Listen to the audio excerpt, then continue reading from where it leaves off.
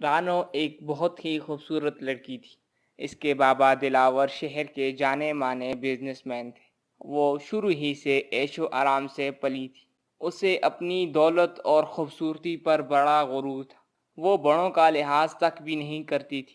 آج رانو بہت دیر سے اٹھی، اسی لیے رانو کو کالج جانے کے لیے بہت جلدی تھی۔ وہ زور سے چلائی،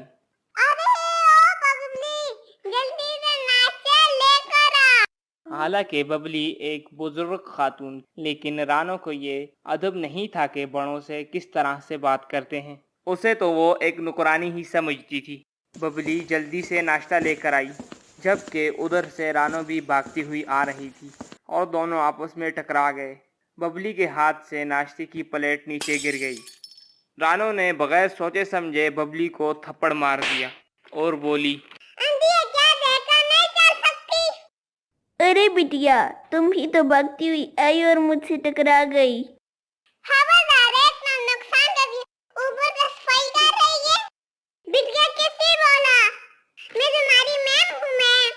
اتنے میں ہی ان کے ممی اور بابا بھی وہاں پر پہنچ گئے اور بولے، بیٹی ایسے نہیں کہتے، یہ ہمارے ہاں کب سے کام کر رہی ہیں، ان کی رسپیکٹ کرو۔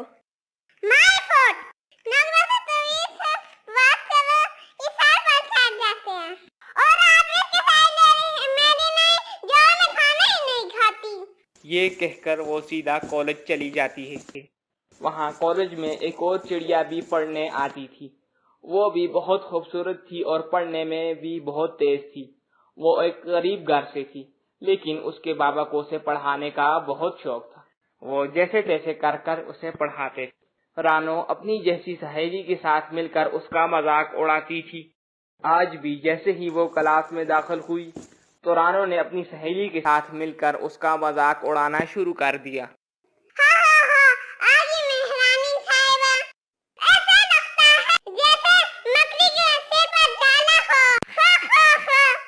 لگتا ہے کالج میں پڑھنے نہیں کچرا لینے آتی ہے۔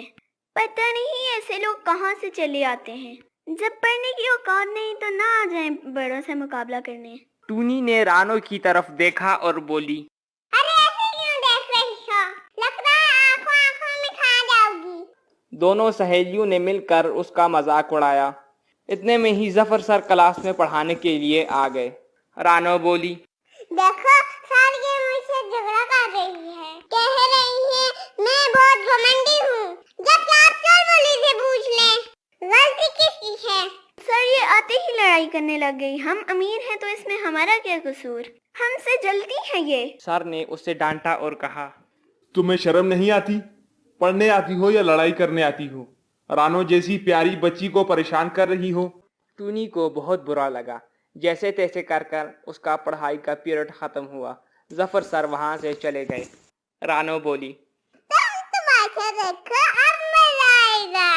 اچانک آگے بڑھ کر رانو نے ٹونی کی ٹانگ میں اپنی ٹانگ پھنسائی، جس سے ٹونی نیچے گر گئی اور ساری کلاس ہنسنے لگی اور اس کا مذاق اڑانے لگی۔ ٹونی کو بہت چوٹ لگ گئی تھی، وہ روتے ہوئے وہاں سے باہر چلی گئی۔ وہ دونوں بھی چلتے ہوئے باہر سڑک پر آئیں۔ ان کے پاس ان کی سکوٹی تھی۔ وہ سکوٹی پر بیٹھ کر جا رہی تھی کہ جاتے ہوئے ان کی سکوٹی نالے میں گر گئی۔ ان دنوں نالے کی صفائی کا کام چل رہا تھا۔ یہ دیکھ کر وہاں سے چلبلی بھاگ گئی اور رانو بولی، مجھے بچاؤ، مجھے بچاؤ۔ ٹونی نے پاس پڑی رسی اٹھا کر نالے میں پھینک دی، جس کو پکڑ کر رانو اوپر آ گئی۔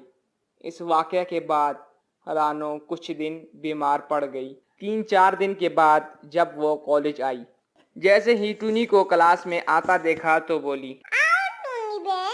اتنے میں چلبلی بھی وہاں پر پہنچ آئی۔ چلبلی اس کی طرف بڑھی اور بولی، کیا حال ہے؟ ٹھیک ہے رانو؟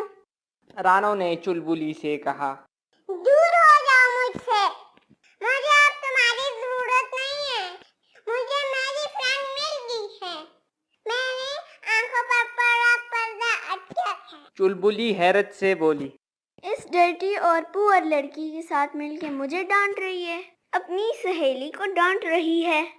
یہ مت بھول کہ میں تجھ سے زیادہ امیر ہوں۔ تو ہوگی، میں نے تمہیں دیکھ لیا ہے، پیسے ہونے سے کسی کا نظر اچھا نہیں